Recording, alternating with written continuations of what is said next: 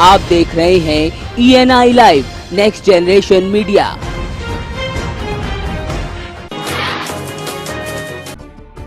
रुड़की की भगवानपुर विधानसभा से बीजेपी प्रत्याशी सुबोध राकेश के चुनाव कार्यालय का उद्घाटन डॉक्टर रमेश पोखरियाल निशंक ने किया। इस दौरान बीजेपी कार्यकर्ताओं ने पोखरियाल का फूल मालाओं के साथ जोरदार स्वागत किया। पोखरियाल ने कहा कि हरिद्वार जिले की सभी 11 सीटें बीजेपी जीतेगी।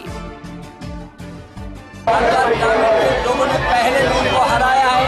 जब वो MP का चुनाव लड़े हैं उनकी पत्नी, तो हजारों मतों से उनको हराया है। अभी भी हरिद्वार ग्रामीण के लोगों ने संकल्प लिया है तो एकजुट रहेंगे और हरीश रावत जी को यहाँ से भी हराएंगे। हम 2017 में भारी बहुमत से बड़ी सरकार। कलियर विधानसभा से बसपा का टिकट नहीं मिलने के बाद शहजाद निर्दलीय प्रत्याशी के रूप में मैदान मारने निकले हैं, तो शहजाद ने अब विवादित बयान दे डाला है। उन्होंने कहा कि कोई बाहर से आकर कांग्रेस प्रत्याशी के लिए कलियर में वर्करी करता है तो उसे भाजपा के हाथों पिटवा देंगे। मेरा चुनाव अगर पहला है तो तेरा भी आने वाला है, और उधर तेरा सिमधी भी लड़ रहा, वो भी कला खाओगा अगर मैं खाऊंगा तो। मैं क्लियर कर रहा हूँ, मैं सारे बीजेपी पे ठुकवा दूंगा। चुनाव के मद्देनजर जिला फाजिल्का के जलालाबाद में पिछले 1.5 साल से तैनात DSP हरजिंदर सिंह का ट्रांसफर करके अशोक कुमार को तैनात किया गया है। सूत्रों की माने तो आम आदमी पार्टी द्वारा DSP हरजिंदर सिंह गिल की शिकायत चुनाव आयोग से की गई थी कि वो चुनाव के दौरान सत्ताधारी पार्टी के पक्ष में काम कर सकते हैं।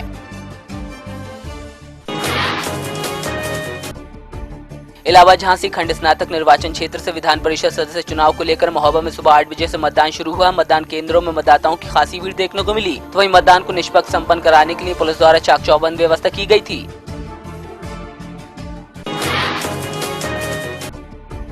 गोरखपुर फैजाबाद मंडल का खंड स्नातक मतदान उतरौला में शांतिपूर्ण संपन्न हुआ। उतरौला तहसील में कुल 204 मतदाताओं में से 149 ने अपने मत का प्रयोग किया, तो वहीं मतदान केंद्र पर सुरक्षा के कड़े इंतजाम किए गए थे।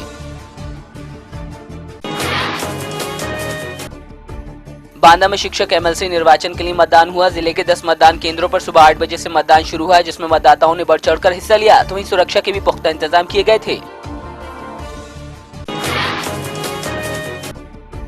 श्रावस्ती में नामांकन प्रक्रिया के दूसरे दिन शुक्रवार को 290 विधानसभा श्रावस्ती से भाजपा उम्मीदवार रामफेरन पांडे ने पर्चा दाखिल किया, तो वहीं भिनगा विधानसभा से बसपा प्रत्याशी मोहम्मद असलम रायनी ने पर्चा भरा। श्रावस्ती में गोरखपुर फैजाबाद खंड स्नातक मतदान कड़ी सुरक्षा के बीच संपन्न हुआ। हालांकि मौसम शुष्क होने के कारण मतदान प्रक्रिया थोड़ी धीमी रही, लेकिन दोपहर में धूप खिलने के बाद लोगों ने जमकर मतदान किया।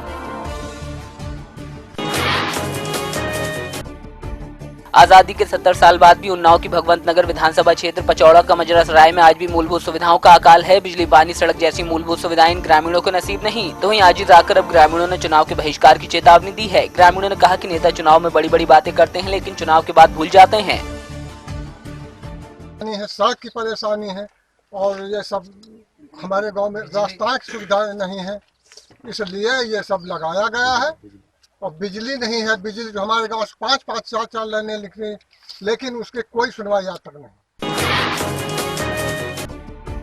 अलीगढ़ की खैर विधानसभा में चुनाव आचार संहिता की जमकर धज्जियां उड़ाई जा रही हैं। यहां डीजे लगी गाड़ियों से चुनाव प्रचार किया जा रहा है, जबकि गाड़ी पर महज एक लाउड स्पीकर लगाने की इजाजत है। इतना ही नहीं, प्रत्याशी एक गाड़ी की परमिशन लेकर एक से ज्यादा गाड़ियों से चुनाव प्रचार कर रहे हैं। इस मसले पर SDM से बात की गई तो उन्होंने कार्रवाई की बात कही है।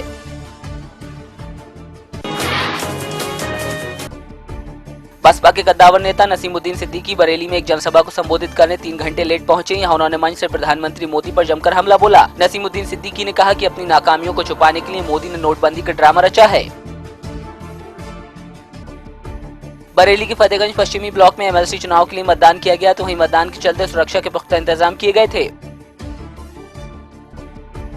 बरेली की फतेहगंज पश्चिमी स्थित रबर फैक्ट्री के मैदान में 4 फरवरी को होने वाले 108 कुंडीय महायज्ञ की तैयारियां पूरी हो चुकी हैं। महायज्ञ में भारी संख्या में लोगों के पहुंचने की उम्मीद है।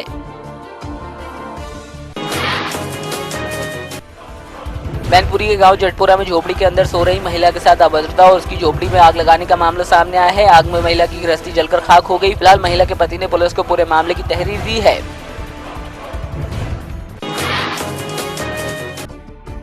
सरोई में लोगों में यातायात नियमों के प्रति जागरूकता लाने के लिए पैम्फलेट बांटे गए, तो वहीं मुख्य मार्गों पर वाहनों के ऊपर स्टिकर लगाए गए। चेकिंग अभियान चलाकर वाहनों के चालान भी काटे गए।